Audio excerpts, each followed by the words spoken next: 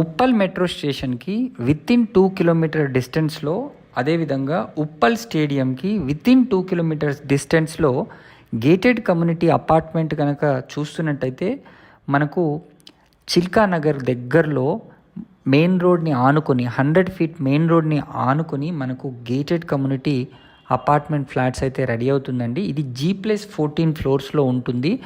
Around 3.5 ఎకర్లో దీన్ని construction జరుగుతుంది.